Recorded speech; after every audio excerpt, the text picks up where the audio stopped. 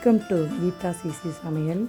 இன்றைக்கி நம்ம பாரம்பரிய சுவைமிக்க எண்ணெய் கத்திரிக்காய் குழம்பு எப்படி செய்யலான்னு பார்க்கலாம். வாங்க வீடியோக்குள்ளே போகலாம். இதுக்கு நம்ம ஒரு பேனை நல்லா ஹீட் பண்ணிவிட்டு ஒரே ஒரு ஸ்பூன் வேர்க்கடலை ட்ரை ரோஸ்ட் பண்ணி எடுத்துக்கலாம். வெள்ளை எள்ளு இருந்தாலும் நீங்கள் சேர்த்துக்கலாம், அதுவும் ரொம்ப நல்லாயிருக்கும்.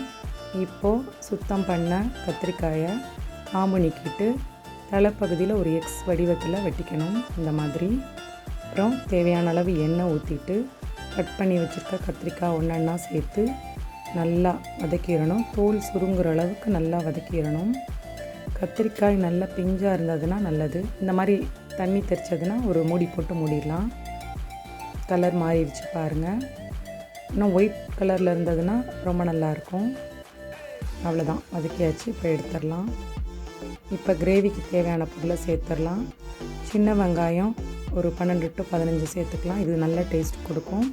அப்புறம் ஒரு பெரிய வெங்காயம்,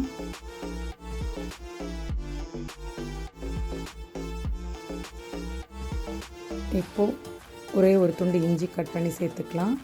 பூண்டு ஒரு 5 to 6 பல்ல சேர்த்துட்டு நல்லா வதக்கிட்டு குழம்பு மிளகாய் பொடி அது நான் ஒரு 4 ஸ்பூன் சேர்த்துருக்கேன். நீங்கள் தனித்தனியாக அரைச்சிருந்தீங்கன்னா மிளகாய் பொடி 2 ஸ்பூன், மல்லித்தூள் 2 ஸ்பூன் சேர்த்துக்கலாம். நறுக்கின தக்காளி 2 நல்லா கலந்து விட்டுட்டு தக்காளி நல்லா வெந்துடணும். இப்போ இதெல்லாம் ஒரு மிக்ஸி ஜாருக்கு ட்ரான்ஸ்ஃபர் பண்ணிவிட்டு அந்த வேர்க்கடலையோட 2 ஸ்பூன் தேங்காய், 1 ஸ்பூன் சோம்பு, 1 ஸ்பூன் ஜீரகம், அவ்வளோதான் கலந்து அரைச்சிட்டு ஒரு பேனில் நல்லெண்ணெய் 3 ஸ்பூன் வரைக்கும் சேர்த்துட்டு நல்லா சூடான உடனே ஒரு அரை ஸ்பூன் வெந்தயம், கருவேப்பிலை சேர்த்துட்டு அவ்வளோதான். நம்ம அரைச்சி வச்ச விழுதை சேர்த்து லைட்டாக ஹீட்டான உடனே இந்த குழம்பு கன்சிஸ்டன்ஸுக்கு தேவையான தண்ணி சேர்த்துடலாம்.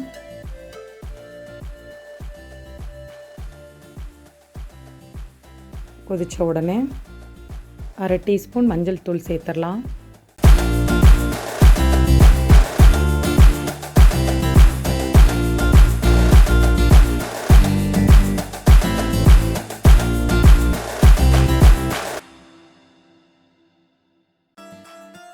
நான் ஒரு சின்ன எலுமிச்சை சைஸ் அளவு புளி கரைச்சி வச்சுருக்கேன், அதையும் இதோடு சேர்த்துடலாம்.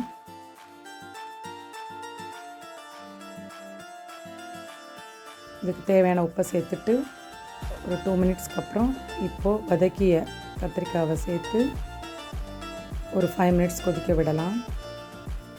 இந்த கன்சிஸ்டன்சி போதுன்னா இதோட ஸ்டாப் பண்ணிடலாம், இல்லை இன்னும் வற்ற விடலாம். நல்லா எண்ணெய் பிரிஞ்சு வந்ததுக்கப்புறம் உங்களுக்கு புளிப்பாக இருக்க மாதிரி தோணுச்சுன்னா கொஞ்சம் வெள்ளை கட்டி சேர்த்துடலாம். அவ்வளோதான், நம்மளுடைய சுவையான எண்ணெய் கத்திரிக்காய் குழம்பு ரெடி. ட்ரை பண்ணி பாருங்கள். லைக் பண்ணுங்கள், ஷேர் பண்ணுங்கள், கமெண்ட் பண்ணுங்கள், மறக்காமல் சப்ஸ்கிரைப் பண்ணுங்கள். தேங்க்யூ ஃபார் வாட்சிங்.